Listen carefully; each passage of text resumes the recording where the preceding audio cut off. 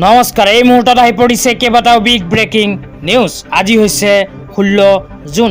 ৰাজ্যৰ লাখ লাখ কৃষকসকলৰ বাবে আহি গ'ল ভাল খবৰ, কিয়নো 20 জুন তাৰিখে কৃষকসকলৰ বেংক একাউণ্টত সোমাব PM কিষাণ আঁচনিৰ 23 নম্বৰ কিস্তিৰ ধন।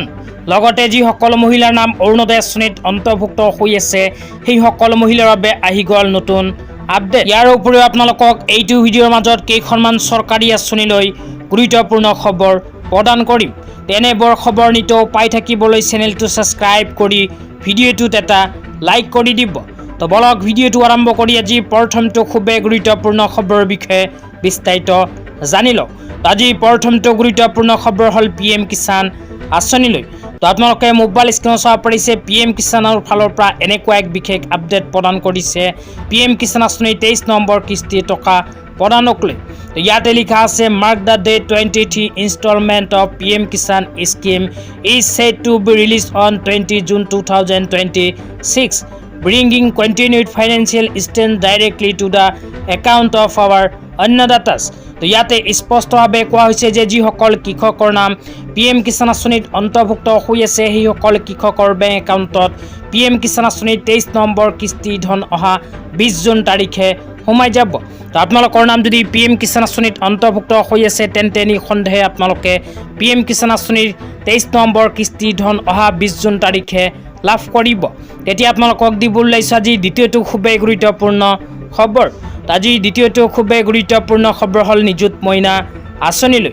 তো যিসকল শিক্ষাৰ্থীয়ে নিযুত মইনা আঁচনিত আবেদন কৰিছিল কিন্তু বৰ্তমানে নিযুত মইনা আঁচনি টকা নিজৰ বেংক একাউণ্টত নাপায় সেইসকল শিক্ষাৰ্থীৰ বাবে আহি গ'ল ভাল খবৰ। তো নিযুত মইনা আঁচনিলৈ ইয়াতে কি লিখা আছে পঢ়ি শুনাই দিছোঁ। তো ইয়াতে লিখা আছে আগষ্ট মাহৰ পৰা প্ৰদান নিযুত মইনা আঁচনিৰ ধন। তো যিসকল ছোৱালীয়ে নিযুত মইনা আঁচনিত আবেদন কৰিছিল সেইসকল ছোৱালীৰ বাবে আহি গ'ল ভাল খবৰ, কিয়নো অসম চৰকাৰে অহা আগষ্ট মাহৰ পৰা আকৌ নিযুত মইনা আঁচনিৰ টকা প্ৰদান কৰিব। তো আপোনালোকৰ ঘৰত যদি কোনো ছোৱালীয়ে এইখন আঁচনিত আবেদন কৰিছিল তেন্তে জনাই দিব যে অসম চৰকাৰে অহা আগষ্ট মাহৰ পৰা আকৌ নতুনকৈ শিক্ষাৰ্থীসকলক নিযুত মইনা আঁচনি টকা প্ৰদানৰ কাম আৰম্ভ কৰিব। তেতিয়া আপোনালোকক দিবলৈ ওলাইছোঁ আজি তৃতীয়টো খুবেই গুৰুত্বপূৰ্ণ খবৰ। আজি তৃতীয়টো খুবেই গুৰুত্বপূৰ্ণ খবৰ হ'ল অসম চৰকাৰৰ কেবিনেট বৈঠকত গ্ৰহণ কৰা এক বিশেষ সিদ্ধান্তলৈ। অসম চৰকাৰে কেবিনেট বৈঠকত জব কাৰ্ডলৈ এক বিশেষ সিদ্ধান্ত গ্ৰহণ কৰিছে। ইয়াতে কি লিখা আছে পঢ়ি শুনাই দিছোঁ। ইয়াতে লিখা আছে কেবিনেটে 1 জুলাইৰ পৰা অসম নিয়োগ আৰু জীৱিকা নিশ্চয়তা অভিযান গ্ৰামীণ ৰূপায়ণৰ অনুমোদন জনাইছে।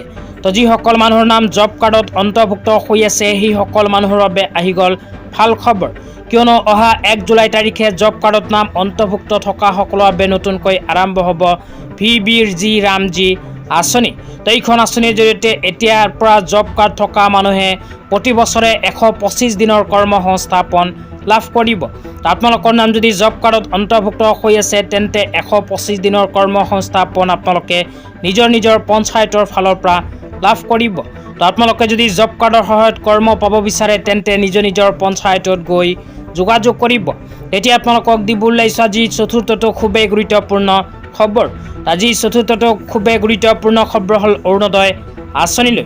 তো জয়ন্ত মল্ল বৰুৱা ডাঙৰীয়াই অৰুণোদয় আঁচনিলৈ এনেকুৱা এক বিশেষ আপডেট প্ৰদান কৰিছে। ইয়াতে লিখা আছে অসম চৰকাৰৰ ধ্বজাবাহী আঁচনি অৰুণোদয় 3.0ৰ জৰিয়তে হাজাৰ হাজাৰ পৰিয়ালৰ জীৱনলৈ আহিছে আৰ্থিক স্থিৰতা আৰু নিৰাপত্তা।